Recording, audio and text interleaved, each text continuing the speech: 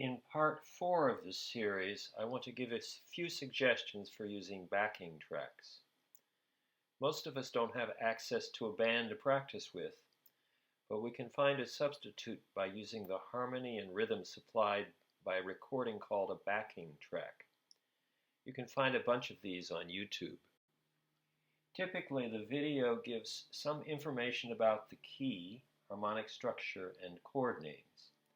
The audio consists of an accompaniment only. We get to provide the solo. It's like karaoke, but no words. You supply your own melody and rhythm. I've provided a playlist of Dorian backing tracks on my YouTube channel to get you started. The worksheet has 3 8-measure sections in 3 different Dorian keys.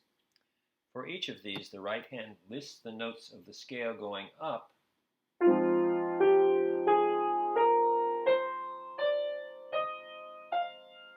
followed by skips in that key going up and down.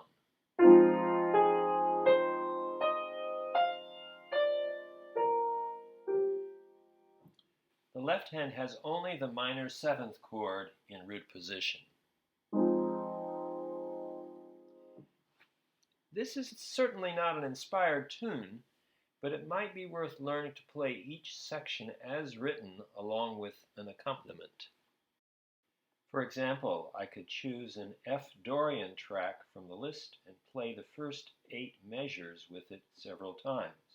It would sound something like this.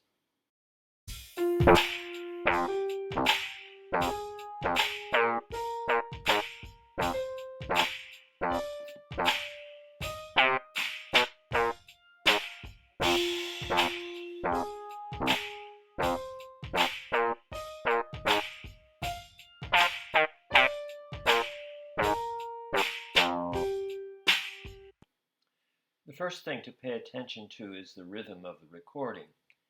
Counting out loud will usually help us stay with the beat. We can say 1, 2, 3, 4, or 1 beat, beat, beat, over and over, or something else.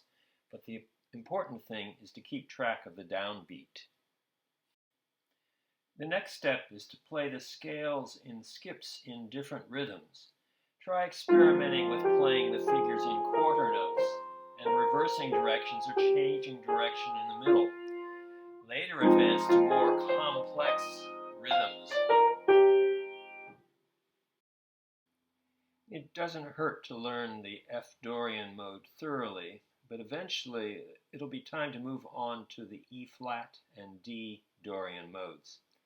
I've listed backing tracks for each of these keys. After you're familiar with playing the 3 modes on the worksheet separately, it'll be time to combine them. The playlist includes backing tracks with this particular pattern, 8 measures of each of F, E flat, and D Dorian. Since the chords keep changing, the challenge is to play the appropriate mode with each section.